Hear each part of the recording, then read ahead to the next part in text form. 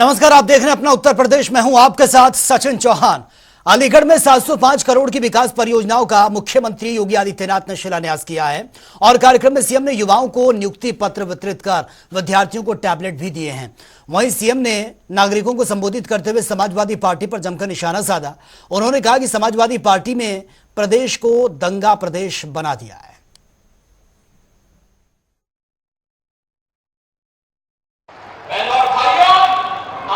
यही कहने के लिए आया हूं कि जब उन्हें सत्ता प्राप्त हुई थी, कांग्रेस हो या समाजवादी पार्टी या बहुजन समाजवादी पार्टी, इन लोगों ने सामाजिक ताने बाने को छिन्न भिन्न किया। अपनी योजनाओं के माध्यम से तुष्टीकरण की पराकाष्ठा पर चढ़ करके समाज को विकास की धारा से विमुख करने का काम किया। बेटी की सुरक्षा में सेंध लगाने का पाप किया। और आज भी जब देश विकास की नित नई ऊंचाइयों को छू रहा है, तब भी ये लोग वही काम कर रहे हैं। याद करिए, 2014 में मोदी जी के आने के बाद देश के अंदर एक नया परिदृश्य देखने को मिला है। एक तरफ बिना रुके, बिना टिके, बिना झुके प्रधानमंत्री मोदी जी विकास की योजनाओं को आगे बढ़ाने का काम कर रहे हैं। देश को विकास की नई बुलंदियों की ओर ले जाने का काम कर रहे हैं। दूसरी तरफ विपक्ष है दुष्प्रचार करके बदनाम करने का काम कर रहा है, जाति दुष्मन कर रहा है, अराजकता फैलाने का काम कर रहा है, जातियों को आपस में लड़ाने का काम कर रहा है। बहनों और भाइयों, इन्होंने राष्ट्र नायकों का अपमान किया। नेताजी सुभाष चंद्र बोस हो, सरदार वल्लभ भाई पटेल हो, डॉक्टर श्यामा प्रसाद मुखर्जी हो, या फिर महाराजा महेंद्र प्रताप सिंह, इन सब का अपमान अगर किसी ने किया था तो कांग्रेस ने किया था। कांग्रेस ने कभी भी महापुरुषों को, राष्ट्र नायकों को सम्मान नहीं दिया। आज उत्तर प्रदेश रक्षा उत्पादन में आत्मनिर्भरता के लक्ष्य को प्राप्त कर रहा है। चाहे वह अलीगढ़ हो, चाहे वह झांसी हो या कानपुर या लखनऊ, सभी रोड पर काम प्रारंभ हो चुका है। उत्तर प्रदेश ये समाजवादी पार्टी ने दंगा प्रदेश बना दिया। कांग्रेस के समय के दंगे की चर्चा कर रहे थे चौधरी लक्ष्मी नारायण जी।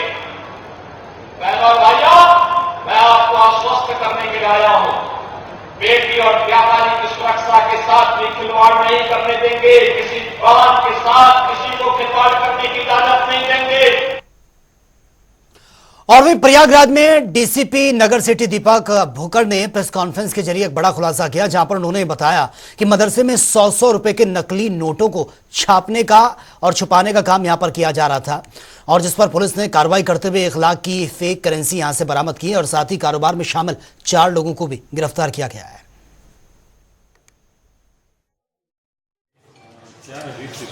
देखिए, जो सिविल लाइन पुलिस टीम है उसके द्वारा एक नकली नोट बनाने वाली जो गैंग थी उसका खुलासा किया गया है। इसमें 4 अभियुक्तों को पुलिस के द्वारा गिरफ्तार किया है। इसमें एक अभियुक्त जो है मोहम्मद अफजल, जो करेली क्षेत्र का रहने वाला है। दूसरा मोहम्मद शाहिद, ये भी करेली का ही रहने वाला है।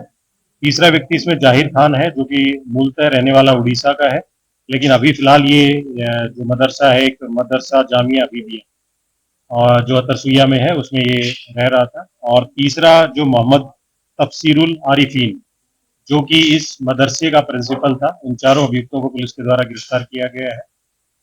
इनके द्वारा जो नकली नोट 100 डिनोमिनेशन का था, इंडियन करेंसी नोट, उसको प्रिंट करके तैयार किया जा रहा था। उसमें इनके कब्जे से जो बरामद हुआ है, उसमें 1300 100 रुपीज के जो नोट्स हैं डिनोमिनेशन के, वो बरामद हुए हैं, जिनकी कीमत 1,30,000 है। उसके अलावा 234 पेज जो है वो प्रिंट किए हुए बरामद हुए हैं। इनके कब्जे से प्रिंटर मिला है, इनके कब्जे से स्कैनर मिला है, लैपटॉप मिला है और अन्य डिवाइसेस भी मिली है। और ये सारा काम ये जो मदरसा है उसके कमरे में ही ये सारा कर रहे थे, प्रिंसिपल के संज्ञान में था। और इनके द्वारा ये कार्य 3-4 महीने से किया जा रहा था। मेनली ये जो पैसा था इसको मार्केट में बल्क में यूज ना करके इसको फुटकर में इस पैसे को यूज करते थे। उसके बाद इन्होंने जो ये गैंग थी इनके द्वारा 15,000 रुपए में ओरिजिनल में ये 45,000 के फेक इंडियन करेंसी नोट्स है वो ये प्रोवाइड करवा रहे थे। उसी पे हमें मुखबिर के माध्यम से इनपुट मिली थी जिसको डेवलप करके इनकी पुलिस के द्वारा गिरफ्तारी की।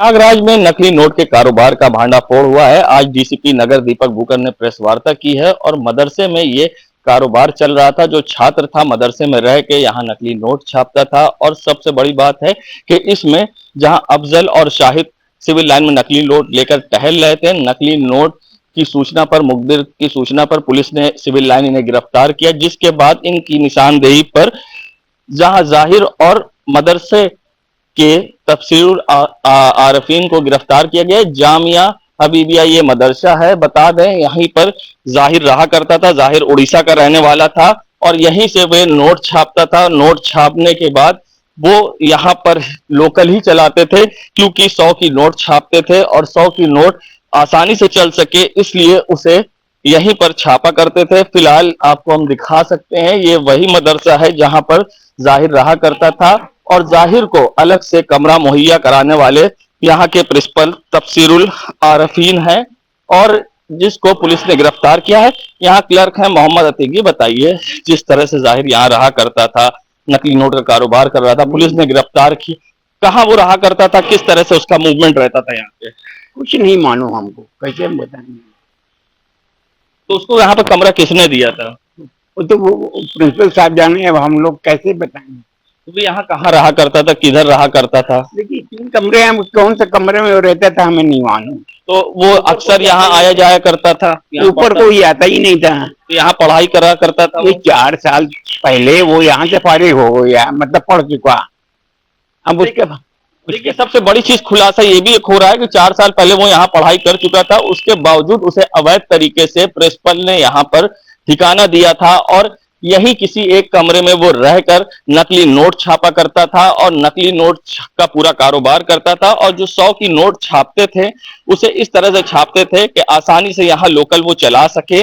और एक बड़ा खुलासा हुआ जिसमें से उनके पास से 1,30,000 रुपए के नकली नोट जो बने हुए थे वो, और कुछ ऐसे थे जो पूरी तरह से फिनिश नहीं हुए थे, पेपर पे प्रिंट आउट था, वो भी पुलिस ने जब्त किया है। और साथ ही बनाने के उपकरण भी पुलिस ने जब्त किए हैं और साथ ही इसमें आगे और भी कार्रवाई होगी। इस गैंग में और कौन कौन है उसकी भी जांच पड़ताल करेगी और पुलिस इसमें उनको रिमांड पर भी लेगी। और सबसे बड़ी बात है, जिस टीम ने इसका खुलासा किया है उसे 25,000 रुपए का इनाम भी दिया गया है। जनता टीवी के लिए सैयद मोहम्मद आमिर, प्रयागराज।